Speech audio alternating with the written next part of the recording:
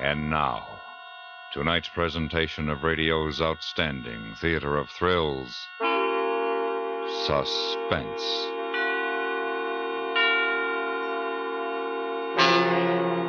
Tonight, we bring you a story of intrigue and ideological murder. So now, starring Mr. Ben Wright, here is tonight's suspense play, The Music Lovers.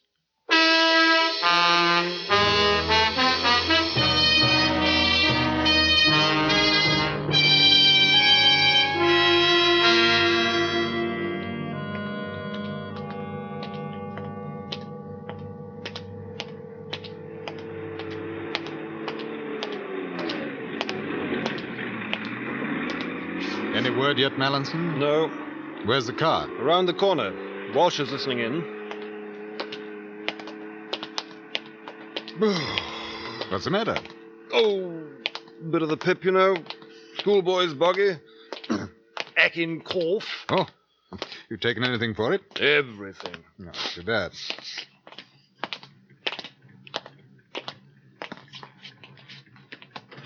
Just got a standby from Sergeant Flint, sir. Good. Shove over, will you? It's cold standing out here. 1A. 1A. Grey Saloon, Armstrong, Sidley. Number plate LXB 574. Proceeding west on Arrow Road. Just past Hazel Road intersection. Following. Over. Let me have it, will you? Here you are, sir. To all cars, this is car 1A.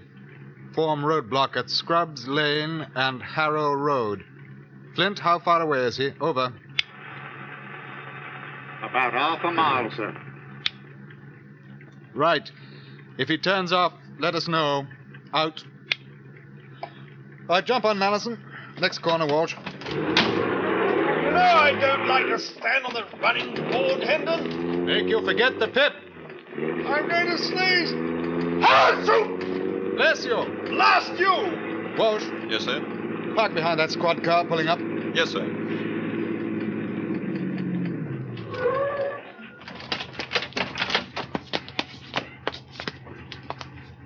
Hope he smashes into the lot of us. Serve you right. Serve him right, too. Well, now all we have to do is wait.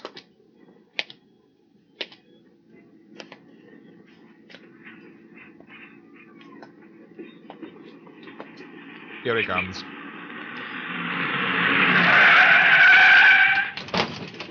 Hold on, you! It's all right, Mallinson. They've got him. Have a look in the car, will you? Right. Let go!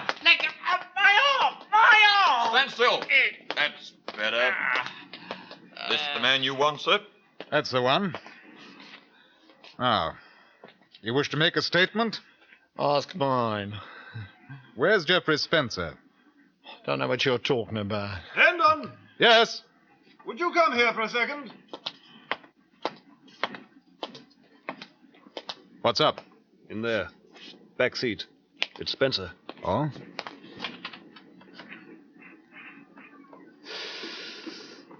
Oh. Dead? I don't think so. But from the looks of what they've done to him, he should be. He was dying. Slow, sad death. There was no comfort in his leaving. No face or voice of a loved one. Only men in uniform. Strange men who wanted to be kind but couldn't. Jeffrey Spencer was a statistic. Aged 37. Employed by Staines Aircraft Industries. Senior engineer. Associate designer of experimental jet aircraft HX-331. Romanticized as Staines Super Hawk. Jeffrey Spencer. Missing for 6 days. Believed kidnapped by agents seeking classified information on HX-331. A statistic flying in the back seat of a gray car. A beaten, smashed body. Eyes staring up, full of pain, full of tears. Ambulance is on its way. Is he conscious? Yes. Has he said anything? He can't very well. Oh.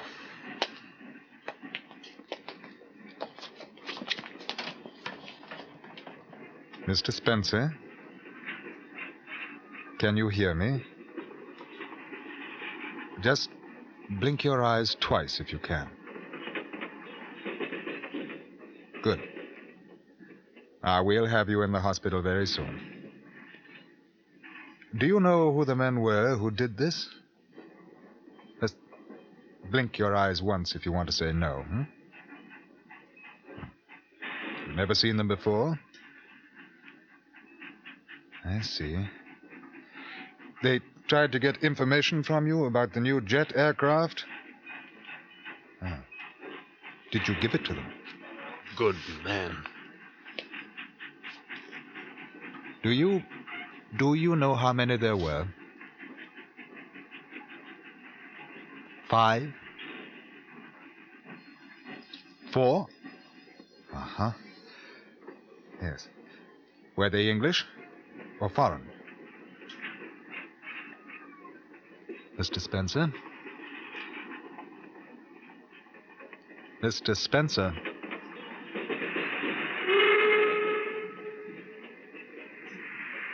Close his eyes, will you?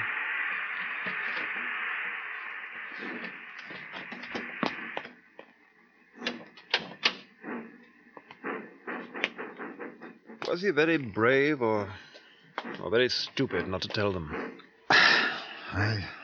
I don't imagine he thought much about it at the time. Excuse me, sir. We've identified the driver, sir. Harold Gibson. Lives across the road. Oh, yes, I know who he is. Must have been coming home. Now, what the devil was he going to do with Spencer? He doesn't say anything, No, sir. Bad bargain, this one. All right. Sergeant Flint here yet? Yes, sir. He's waiting with the prisoner. Good. Look here, Hendon. There's a nice, quiet, empty shop over there. Why not let me take Gibson behind it? I'll find out who the others are. Don't you think I'd like to do that myself? Come on, we'll see what we can do.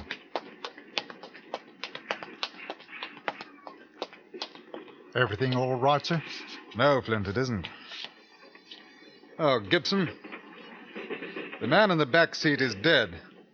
He was beaten and tortured, and you're under arrest for murder. I don't know nothing about that. I didn't even know anybody was back there. Really?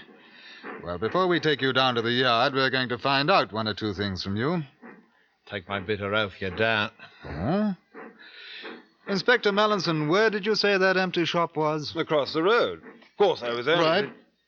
Hey there, what's going on here? Sergeant Flint. Yes, sir. Detective Walsh. Yes, sir. This is going to be absolutely against regulations. You understand? Yes, sir. What are you going to do? We're all going for a nice walk across the road. Yeah, now, what are you taking me? If I'm under arrest, I got me rights. I ain't done nothing. What are you up to? I won't do... All right. All right, but you can't do this. You don't dare put a finger on me. I know the law. I don't know nothing about that guy in the car. Stu found out. Somebody must have put him in there, huh? Now, what you going to do? You can't hit me now. Oh, you're only trying to frighten me. That's it. A fat lot of good that'll do, yeah. Flint, Walsh, hold his arms. Stand him against the wall. Yes, sir. You can't do this. You can't. This is England. I know about you chaps. You can't do this. I'll report Are the you lot really of going you. to do it? You can't do this. We'll see.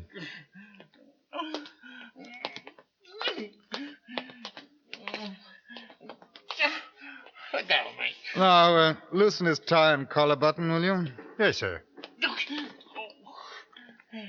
That's better. Now, Mr. Gibson, I think we're ready. No. No, I want you to have a picture in your mind of Jeffrey Spencer's face when you and your friends were finished with him. I never... We'll start with the names of the other men. There were 4 of them, right? I don't know. I mean, there were. What was your part in it? I... Just reaching for a cigarette, Mr. Gibson. You're quite nervous tonight, aren't you? ever notice where the flame's the hottest, Mallinson? Oh, yes, I suppose on the... The cigarette tip's even hotter, though. You wouldn't. You... Now, Mr. Gibson, I'm going to tell you something. You took a chance, for whatever reason you had, to engage in work against a man who had done you no harm and against this country. Now the man is dead, and the country, as you know, is in danger. As a policeman, I would be remiss in my duty were I not to at least venture an equal chance to get information from you. It's against the law. It's against the law. So is murder. Now, the names of the other men? Now, you let me go. Let me go! Now, you men are all witness to the fact that the prisoner is attempting to escape. If his arm is broken in the process, it's completely within the law. So... Oh, all right. I swear it. I don't know who they are. They paid me to hang about while they tried to get Spencer to talk, that's all. I was to drive him away when they'd finished. Ah, that's much better. Now, who hired you for the job? Chap at the aircraft factory. Staines Aircraft? Yes, I was a sweeper. Bloke asked me if I wanted to make a few quid. That's all. You work there, too? I don't know. I never seen him before. Come up to me as I was leaving. It was outside the gate. Well, why should he pick you? I'll tell you, I don't know. All right. Where did they take Spencer?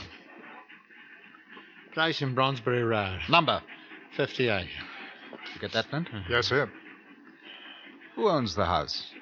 I told you I don't know. I never went inside. I just hung about like I was told till they wanted me. Yeah. Can you describe the man who hired you? I don't know.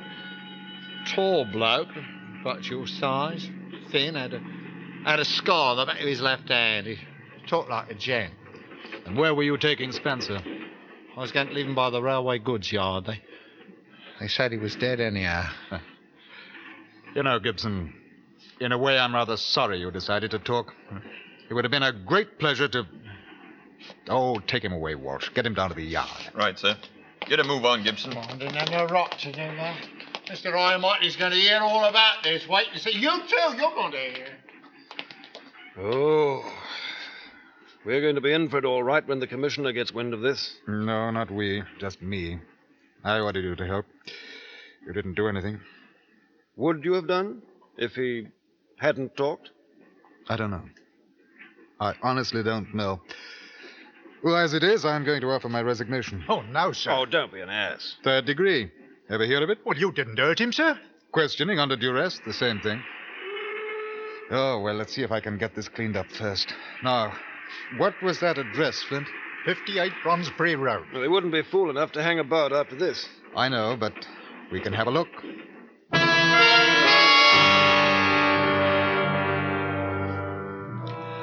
We had already known a number of things about Harold Gibson. Among them, the fact that he was employed by Staines Aircraft Works. The fact that he was a member of a subversive group which, up to that time, had engaged in nothing more physical than the passing out of pamphlets.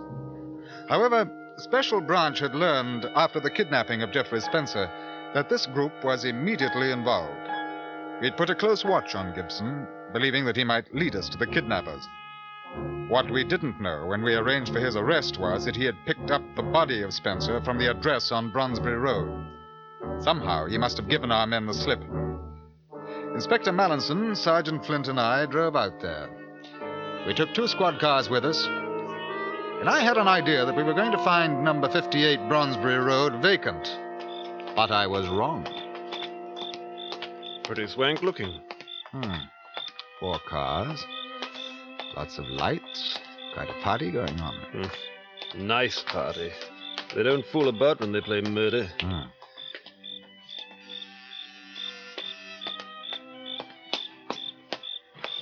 I've got the other men posted behind and outside the French window, sir. All right. Ring it again, will you, Mallinson?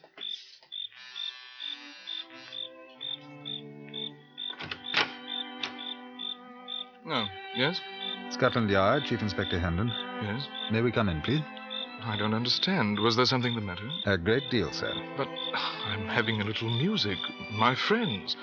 I think you've made a mistake. Oh, this is 58 Bronsbury Road.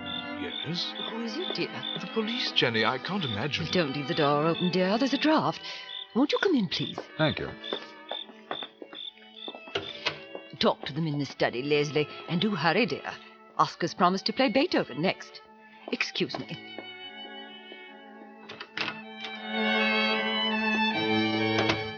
This way, please. Oh. It's really very awkward, you know. I haven't the slightest idea why. Now, what's it all about? Do you mind giving me your name, sir? Leslie Addison. We understand that a man named Spencer has been held in this house for the past 5 or 6 days. What? What the devil do you mean, sir? Exactly what I say. Held here?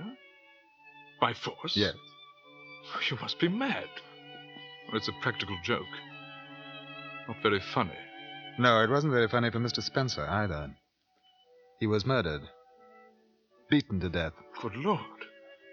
But why do you think that I don't think anything yet, Mr. Addison.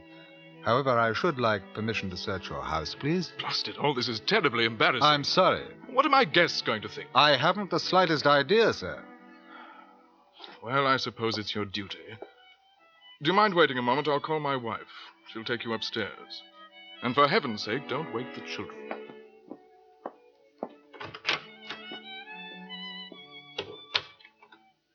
Sounds as if our friend Gibson was lying to save his skin. I think we've made a bloomer, old boy. Do you? I don't. Oh? Gibson said a man approached him outside the aircraft works, remember? Tall, thin man, about my height. Oh, yes. Have you noticed the back of Addison's left hand? No. No, I didn't. I did. Nasty scar on it. The man who hired Gibson had one, too. Mr. Leslie Addison.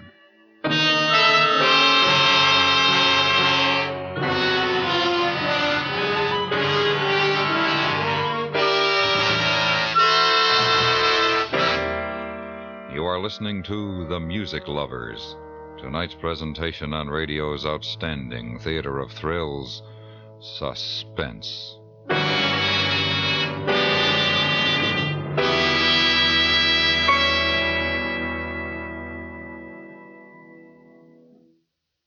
With uncanny astuteness and with unmatchable speed, the FBI in Peace and War breaks open a vicious multi-state racket in the shipment of perishable foods by playing on the greed of the wife of one of the racketeers involved in the tense story you'll hear over most of these same stations tomorrow night. If you like your drama packed with action, you'll really get a charge out of The Troublemaker, tomorrow night's thriller on the FBI in Peace and War. And now we bring back to our Hollywood soundstage Mr. Ben Wright, starring in tonight's production, The Music Lovers, a tale well calculated to keep you in suspense.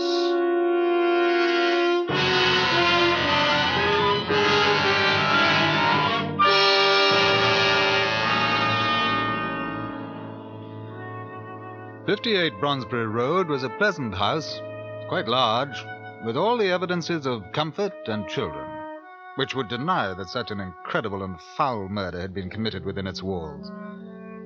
I left Flint and Inspector Mallinson to search the downstairs floors, and with Mrs. Addison went up the staircase. The whole thing seemed quite impossible. This rather tall and lovely grey-haired woman, the music in the drawing room floating after us. But I kept thinking of a scar on a man's hand. I suppose you want to look into all the rooms, Inspector? Please. My husband tells me that you think a man was murdered here. Quite right, madam. This is my son's bedroom. I'll put on the light. But please make as little noise as you can. He's asleep. Only 9, you know. Of course.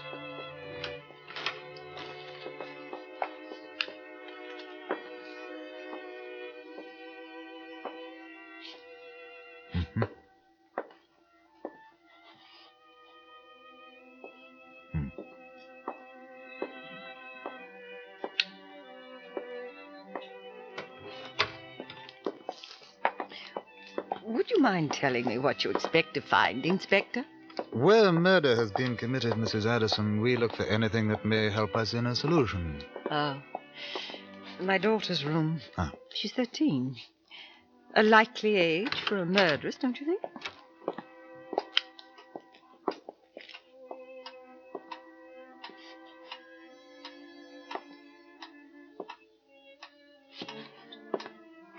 Mm-hmm.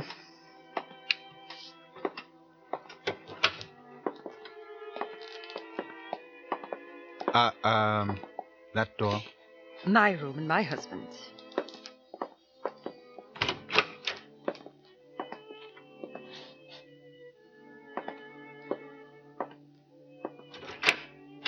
You'll find no skeleton in that cupboard, Inspector.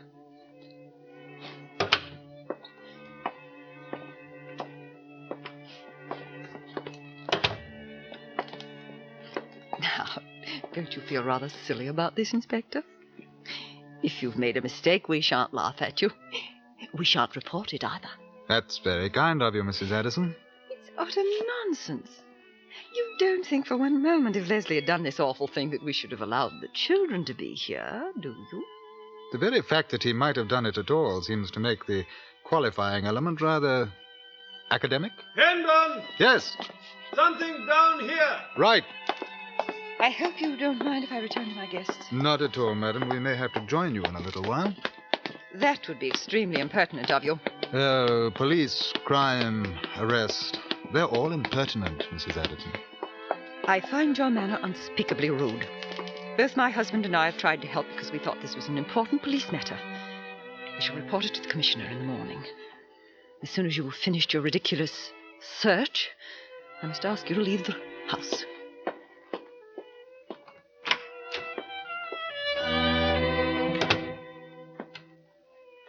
You know, I wouldn't be at all surprised if that lady turns out to be the leader of this mob. Pretty cool.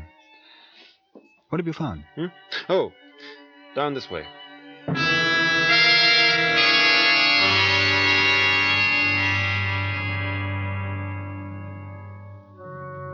We were quite convinced by now that this house harbored the core of a fanatic group whose seeming harmlessness made their operations all the more dangerous. Mallinson led me to a room at the far end of the house, a room which was soundproof. But we knew that when we closed the door and the sound of the music was completely obliterated.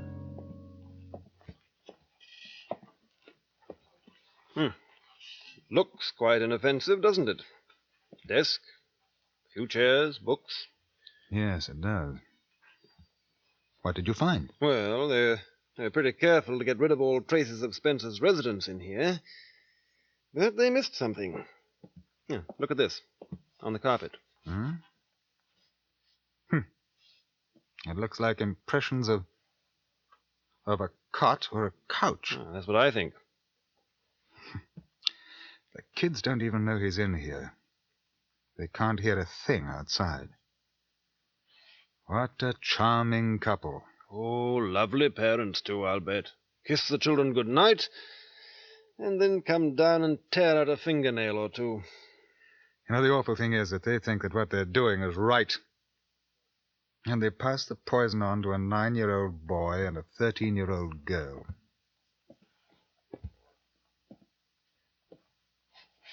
Hello. Did you see this? What? Yeah, under the desk.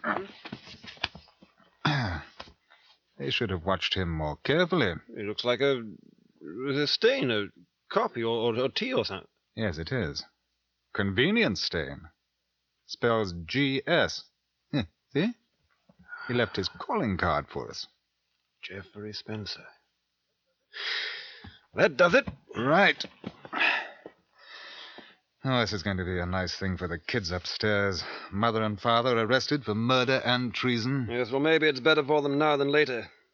What the devil are we going to do with them? Well, we'll take them along and then investigate relatives. If we find somebody with a healthy mind, perhaps they'll take them in. Now on, let's get it over with.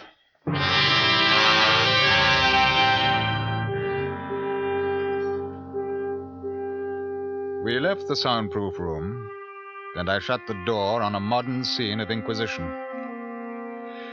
There were 8 people in the drawing room, including the Addisons.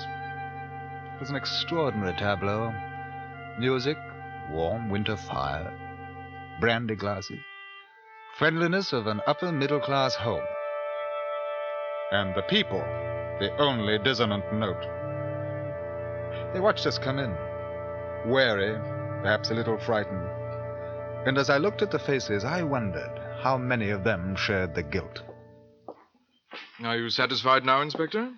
Yes, thank you. I'll see you to the door. Mrs. Addison, will you please wake up your children and get them dressed? I'll wait. I think this has gone far enough. Leslie, ring up Scotland Yard. There's no point to it, you know. Now, if you have any feelings at all for your children, you'll make it as easy as you can for them. How dare you invade the privacy of my home? Come out with this frightful accusation. I've never... We have proof that Geoffrey Spencer was held prisoner in this house, and that you vainly attempted to extort government information from him. He died from the injuries you inflicted. All right, now, everyone in this room is under arrest. If you're not involved, you'll not be charged. The fascist British police. I knew we'd live to see it. Did you, Mrs. Addison? That's odd, because I hoped that I would never live to see what I'd seen here tonight. Paid spies, living your lie in comfort with everything you condemn. They're worse than the people who hire you. Someday we'll exterminate the lot, and when we do, perhaps a kid like yours upstairs will have a chance. You are to pass out tracts on a street corner, Inspector. God and country. Quite worthwhile reading matter, I think, sir. Flint, ring the yard and ask them to send a van here, would you? Yes, sir.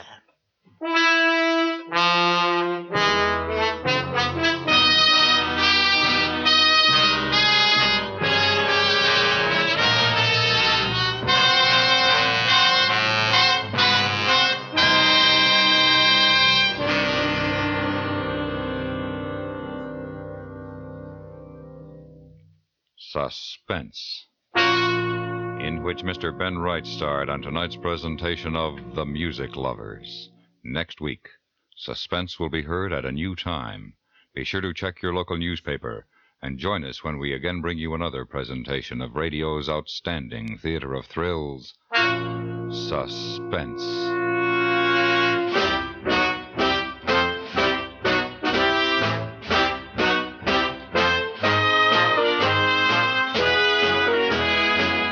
Suspense is produced and directed in Hollywood by Antony Ellis, who also wrote tonight's story of Suspense.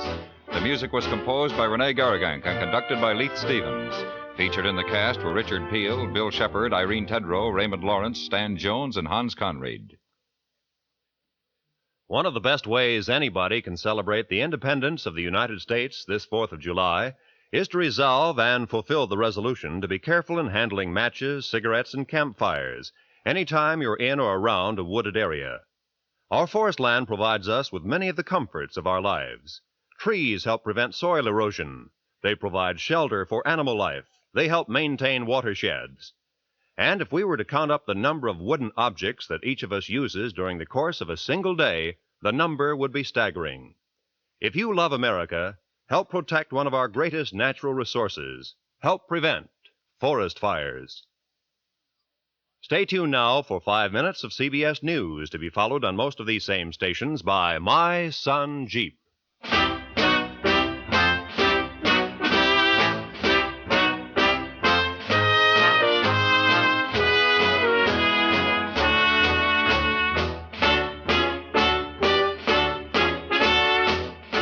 America listens most to the CBS Radio Network.